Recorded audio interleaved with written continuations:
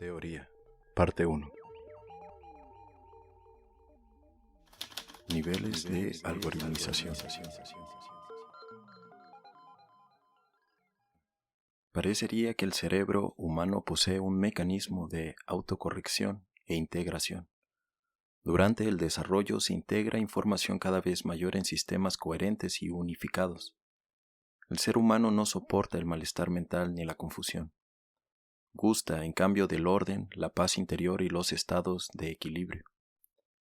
Puesto que existe un crecimiento y las condiciones informacionales y de complejidad ambiental se incrementan constantemente, los estados cerebrales de equilibrio para seguir siendo eficaces deben someterse a revisión periódica, a fin de integrar la información novedosa y procedente en nuevos y más expandidos estados homeostáticos. Un algoritmo es una fórmula, patrón o código que incorpora información en su estructura. Los estados homeostáticos mentales son estados algorítmicos. Estos estados de equilibrio se sustentan en el logro y activación de algoritmos cerebrales. Para que un cerebro active un patrón algorítmico debe contar con la estructura anatómica y con los mecanismos de codificación adecuados, a fin de unificar e integrar una gran cantidad de datos en un patrón que los incluya. A esta inclusión se le denomina autoalusiva, cuando el patrón logra incorporar toda la información cerebral del presente. Existen muchos niveles de inclusión, de tal forma que podría pensarse en la existencia de una pirámide de la conciencia, en la cual cada uno de los estratos incorpora información de los niveles previos. El nivel de mayor inclusión piramidal, el que incorpora toda la información del sistema en un instante dado, es el nivel de autoalusión. La autoalusión permite contemplar la característica común de un sistema. A esta característica común se le ha dado en llamar de diferentes formas: la esencia del sistema, su espíritu o carácter básico. Mientras mayor información se encuentre concentrada e integrada en el nivel algorítmico autoalusivo, este es más estable. Tal estabilidad significa que el patrón algorítmico conserva su estructura independiente de las modificaciones de la información de la cual se nutre. Existe un límite de estabilidad autoalusiva, esto es, cuando los elementos informacionales nutrientes de un algoritmo sobrepasan cierto umbral de variación. El algoritmo puede no ser capaz de mantener su estructura y cambia. Esta modificación rompe el equilibrio de la autoalusión. En esta obra se sostiene que existe un eje direccional del desarrollo que funciona como determinante atractivo del sistema, llevándolo hacia estados de mayor unificación. Cuando se perturba el equilibrio autoalusivo, el sistema debe crear un nuevo peldaño piramidal y un novedoso nivel que también será sometido a autoalusión. Cuando el sistema decante, el algoritmo inclusivo capaz de integrar toda la información previa, incluyendo la del nuevo nivel. El crecimiento consiste precisamente en la búsqueda de nuevos niveles de integración y en el logro de algoritmos más poderosos y de estados autoalusivos de mayor unificación. El eje del desarrollo tiene una direccionalidad unitiva. Cada nuevo nivel algorítmico incorpora mayor cantidad de información y por tanto aproxima todo el sistema hacia la unidad. Los sistemas vivos que han evolucionado lo han hecho guiados para este eje direccional de unificación. La aparición del átomo como conjunto integrado de partículas, de la molécula como conjunto integrado de átomos, de la célula, los tejidos y el organismo, todo es un ejemplo de lo anterior. La experimentación de la naturaleza para crear formas orgánicas, cada vez de mayor complejidad y unificación, se aceleró al aparecer los sistemas cerebrales, los que unifican información y crean conjuntos algorítmicos con una velocidad millones de veces mayor que la necesaria para que estos conjuntos adquieran una sustentación orgánica fija. El software neuronal se adelanta al hardware corporal, aunque ambos transitan sobre la misma vía. No es posible lograr un estado de autoalusión satisfactorio a menos que el nivel novedoso de integración, el resultante del último desequilibrio autoalusivo, se haya completado. Es decir, no es posible encontrar el algoritmo de un sistema a menos que éste se haya experimentado todas las contingencias de su nuevo estado. A esto se debe que no se pueden efectuar saltos en el crecimiento. Las drogas, por ejemplo, que en la época psicodélica activaron saltos del desarrollo algorítmico, fallaron, porque sin ella los sistemas cerebrales retornaban a niveles previos de desarrollo. El síndrome motivacional en el drogadicto crónico surge como consecuencia de la incapacidad de sostener, en la vida cotidiana, los niveles de experiencia provocados por las drogas. Por otro lado, si existiera alguna técnica que estimulara el desarrollo naturalmente, impulsando la unificación, la creación algorítmica y la autoalusión, esta técnica podría satisfacer el legítimo anhelo humano de situarse en un proceso de crecimiento significativo y tendiente al logro de un contacto con la realidad. Esta técnica existe y es la meditación autoalusiva.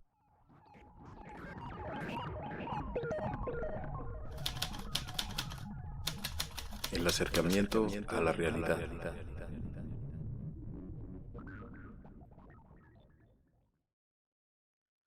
La unificación durante el desarrollo algorítmico tiene su modelo en por lo menos dos procesos cerebrales: la creación de patrones neuronales inclusivos y el desarrollo de campos neuronales de sinergia incrementada. Ambos procesos son complementarios, correlativos unos del otro, y guiados por el mismo eje de desarrollo. La creación de patrones neuronales de alta inclusión sustenta el lenguaje, la conceptualización y la abstracción. La creación de campos neuronales de incrementada sinergia es el fundamento de la experiencia de la unificación. Según la teoría sinérgica, el cerebro crea un campo de interacciones capaz de modificar la estructura de la matriz del espacio-tiempo. Esta alteración unifica la actividad cerebral con el resto de la creación en diferentes niveles, dependientes de la densidad informacional del campo neuronal, su coherencia y frecuencia, es decir, su sinergia. A mayor sinergia del campo, mayor unificación. A su vez, la sinergia del campo neuronal depende del poder algorítmico de los patrones neuronales de inclusión que el cerebro ha logrado activar. Existen diferentes niveles de la conciencia, cada uno de los cuales depende del nivel sinérgico del campo neuronal y del poder algorítmico del patrón neuronal de inclusión. En cada uno de estos niveles se activan experiencias reales, pero la realidad de la cual surgen es de la unidad total. La experiencia de la unidad es la experiencia de la realidad. Esta realidad sustenta todos los niveles de la conciencia y fundamenta la existencia de cualquier experiencia. Se logra un acercamiento a la realidad a medida que se logra unificar mayor cantidad de información. Esto no quiere decir que el proceso sea de tipo intelectual o teórico. Más bien, la unificación informacional, para provocar un acercamiento a la realidad, debe ser vivida auténticamente como una expansión de conciencia, en la cual la identificación con aspectos cada vez más globales se fortalezca y acentúe. Estamos acostumbrados a identificar nuestra identidad personal con niveles de las realidades que no son la realidad. Creemos ser un cuerpo o una mente. Creemos ser una idea o una teoría. Creemos ser nuestras emociones. Creemos ser un país o una bandera. La identificación con nuestro cuerpo es la más profunda y generalizada identidad. Junto con ella nos identificamos con nuestro dinero, propiedades y posesiones. Algunos creemos ser nuestro cerebro y pensamos que desapareceríamos si éste fuera destruido. En realidad somos la realidad misma y no una de sus partes o porciones. Esta realidad es lo que da vida a nuestra conciencia, independientemente de sus contenidos. Esta realidad es al mismo tiempo la base de cualquiera de nuestras experiencias. Uno de los sistemas orientales que más se aproxima al estudio y activación práctica de la experiencia de la realidad es la Mahamudra. Esta técnica budista afirma que todos los contenidos de las realidades son reflejados por el espejo de la mente, el cual es totalmente puro. La técnica mahamúdrica consiste en experimentar ese espejo, independientemente del contenido de sus reflejos. Esto implica no identificarse con el contenido de la experiencia, sino con su origen, y esto es más cerca de la realidad. En otras palabras, el meditador de la técnica Mahamudra aprende a focalizar su atención en el sustrato común de toda experiencia, en su origen mismo, independientemente de su cualidad y contenido. Este origen tiene su modelo en la estructura de alta coherencia de la matriz del espacio. De hecho, según la teoría sinérgica, puesto que la experiencia aparece en la interacción de esta matriz con el campo neuronal, El sustrato de cualquier experiencia y su origen mismo es el estado puro e inalterado de la latiz, previa a cualquier modificación interactiva. Este sustrato puro es el que el meditador atiende durante el Maha Mudra. Sin embargo, esto no quiere decir que lo que el budismo llama espejo de la mente sea esta latiz, también conocida bajo el nombre de campo cuántico. Este último es un modelo físico de algo que, como la conciencia, no puede ser reducido al mundo material. Al mismo tiempo, es necesario recordar que lo que denominamos mundo material y lo que conocemos como objetos sólidos surge y representa una decodificación limitada de una de tantas realidades. La solidez y la separabilidad es una más resultante de un procesamiento cerebral que una realidad en sí misma.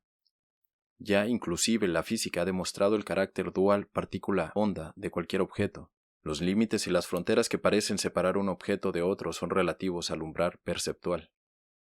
Para una percepción afinada que llegará a penetrar, perceptualmente hablando, en el nivel atómico, la sustancialidad absoluta, solidez y separabilidad de los objetos desaparecería, dando lugar a la imagen de un todo, entrelazado con, cierto es, porciones de mayor y menor densidad, complejidad, coherencia y orden de una organización energética común.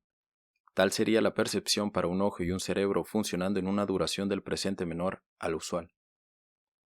Volviendo a la técnica mahamúdrica, es necesario considerar que el acercamiento de sus meditadores a la realidad no es total, puesto que aún la experiencia de vivir cualquier experiencia desde su sustrato puede ser observada. Acerca de esta limitación hablaré después. También en el budismo se reconoce la inexistencia de la sustancialidad objetual. En otras palabras, el budista afirma que ningún objeto, proceso, organismo o experiencia posee realidad absoluta. Más bien todo es dependiente y entrelazado dentro de una red de relaciones. Por ella, la identificación de un ser humano con algo que no posee más que una realidad relativa, lo condenaría a esa misma relatividad.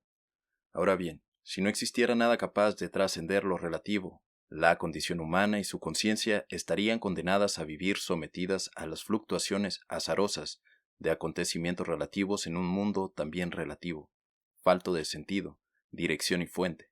La meditación autoalusiva considera que aún ese mundo puede ser observado, por lo que el observador debe pertenecer a una realidad que trasciende lo relativo, es decir, que pertenece a la realidad.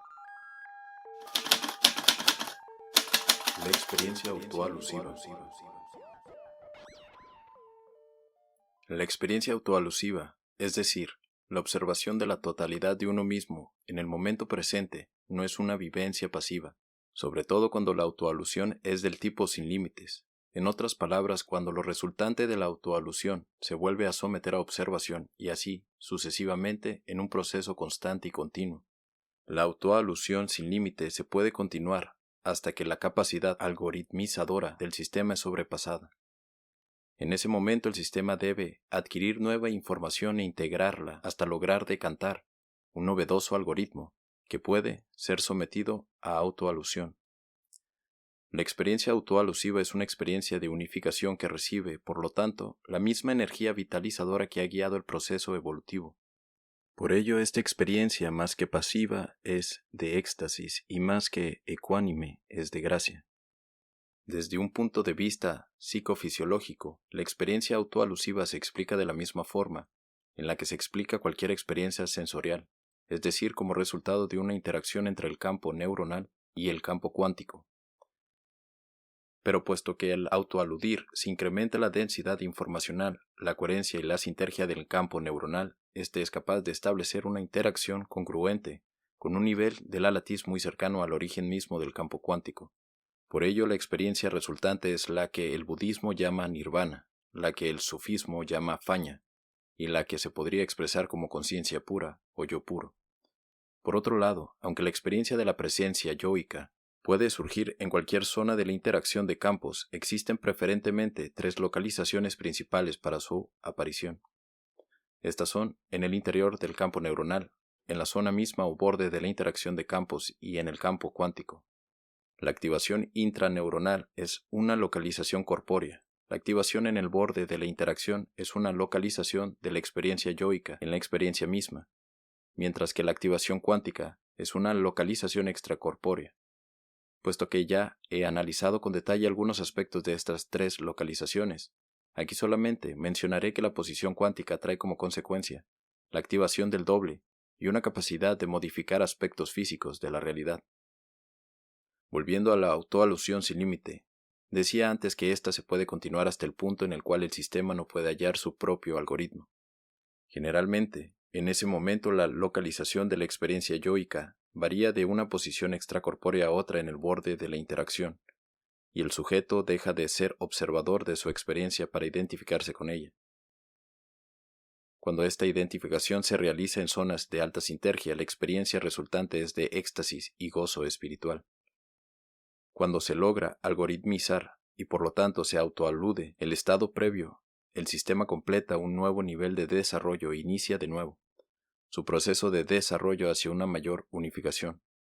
Por ello, la meditación autoalusiva es una técnica altamente activa, viva y vital. La meditación autoalusiva incrementa la conciencia, fortalece la acción y no requiere ni de encierros, silencios o inclusive de aislamientos para progresar. Es un procedimiento totalmente natural que permite estar en el mundo aunque no ser del mundo. Es decir, para el meditador autoalusivo ya no existe identificación con el mundo, pero persiste su vivencia en él. No niega la existencia del mundo, lo trasciende, localizándose más cerca del observador y de la realidad que de cualquier realidad.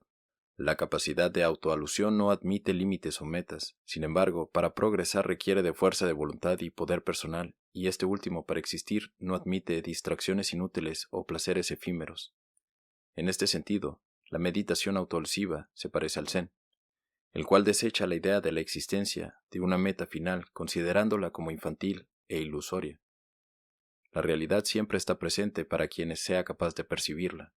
La preparación para percibirla puede concluir a la meta de establecer contacto con ella, pero esta meta no implica que la realidad exista en algún futuro que vendrá y que no existe ahora y aquí. La realidad siempre está presente. Es nuestra la posibilidad de estar en ella o de identificarnos con algún aspecto concreto de la misma. Esta última identificación, por ser temporal y finita, tiene como destino la muerte. En cambio, el observador y la realidad sobreviven. Una de las técnicas budistas más parecida a la meditación autoalusiva, el vipassana, enseña a sus practicantes el arte de observar, llevando a los más talentosos aún a la posibilidad de observar el proceso de su propia muerte corporal, presumiblemente sobreviviéndola. La autoalusión no es una observación analítica ni debe confundirse con lo que podría denominarse observación superyoica, en la que la porción cultural internalizada de la personalidad juzga el comportamiento propio, los propios juicios y pensamientos desde una plataforma de análisis crítico. La autoalusión es directa y no requiere de intermediarios mentales o culturales. Más aún, estos intermediarios son parte de los contenidos de observación que últimamente serán autoaludidos cuando se integren en un algoritmo inclusor. Por lo anterior, el observador no es un super-yo freudiano, ni tampoco es una zona o un nivel de la mente, como equivocadamente sostiene el budismo. El observador es el guía del proceso, y al igual que la realidad siempre se halla presente, atestiguando los contenidos de la mente.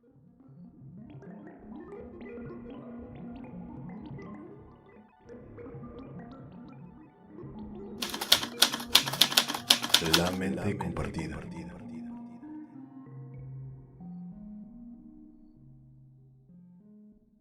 La mente es compartida y no privada. Los pensamientos y el estado de conciencia de un sujeto se comunican directamente a otros sujetos. La mente en realidad forma parte de la misma interacción de campos de la cual surge la experiencia sensorial. Por ello, el contenido de la mente está inscrito en la misma latiz del campo cuántico, de la cual forman parte todos los campos neuronales. Cuando se autoalude, indefectiblemente se observan contenidos que pertenecen a otras mentes con las cuales se mantienen relaciones. En cierto nivel de autoalusión, el ego personal se diluye y lo único que persiste es el acto de observación, trascendida la personalidad condicionada. No es una desaparición de la individualidad, sino más bien su expansión. En etapas de autoalusión más avanzadas, la cercanía con la unidad se empieza a hacer patente, El acto de observación incorpora el mismo hipercampo nutrido por los campos neuronales de cada vez una mayor cantidad de seres. En realidad, la mente compartida es la misma mente de la cual surge el individuo. Su sustancia básica, el campo cuántico, no admite propietarios, y así todo camina cuya dirección acerque a la unidad debe enfrentarse con la existencia de ella. En esa instancia existen, por lo menos, dos posibilidades de elección. Por un lado, la aceptación de la propia identidad como capaz de incluir al todo, o el rechazo del otro, considerándolo como esencialmente extraño al uno. En el primer caso, el camino conduce a la desaparición del ego y a la unidad.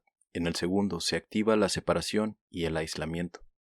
En la meditación autoalusiva es esencial aprender a aceptar. Cualquier contenido de la propia mente, independientemente de su procedencia, forma parte de la conciencia y ésta de la unidad, la que se pretende vivir. Por ella, la autoalusión sin aceptación es imposible. Desde otro punto de vista, la algoritmización solamente procede cuando se acepta la información. Si ciertos contenidos son rechazados, los que se consideran ajenos y provenientes de otras mentes, y otros, aceptados, los que se sienten como propios, el algoritmo que se decantará será, a lo sumo, parcial e incompleto, y una autoalusión de la totalidad no podrá prosperar. La aceptación, sin embargo, no implica ni identificación ni conformismo. Se acepta para trascender y para transformar, no para limitarse e identificarse. El objetivo de la autoalusión es llegar al propio ser, aquel que lo incluye todo, pero que no se identifica con nada, aquel que lo puede observar todo, pero que no puede ser abarcado por ningún esquema mental, analítico o intelectual. En alguna ocasión, Aurobindo decía que la realidad era como un cielo limpio y libre de obstáculos, a través del cual pasan los pensamientos como si fueran pájaros. Estos viajan de uno a otro extremo del cielo sin dejar huella, sin alterar el equilibrio del espacio vacío, sin ensuciar la atmósfera. La autoalusión requiere de aceptación para permitir que los contenidos fluyan sin bloqueos, sin crear tensiones, para que la identificación con alguno de ellos no prospere, para mantener libre de suciedad la realidad del cielo. La autoalusión es solamente una técnica que permite acercamiento a la realidad. Nunca es un fin en sí misma. El objetivo de la meditación autoalusiva es la realidad, pero ésta no puede describirse ni explicarse. Cuando se aceptan los contenidos de cualquier experiencia manteniendo la actitud de observación y se autoalude sin límites, se establece contacto con la realidad.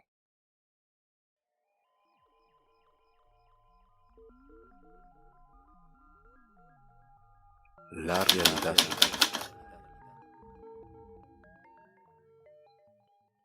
No existe cuerpo ni mente ni nada que autoaludir. No hay pensamientos que perturben el estado de existencia pura sin límites. Todo forma parte de lo mismo. No existen ni secciones, ni niveles, solo paz y existencia. Todo vibra y es vital, todo produce amor, y pertenece al mismo ser, y él es yo, y yo soy él. Constantemente se crea, pero no existe separación alguna entre creador y creación, y todo es uno. El arribo a la realidad es inconfundible, no existe dudas, ni consideraciones analíticas, ni cuestionamientos. Simplemente se está allí, aunque no se pueda localizar en ninguna parte. En la realidad todo está unificado, pero la existencia que se experimenta no puede reducirse a la unidad.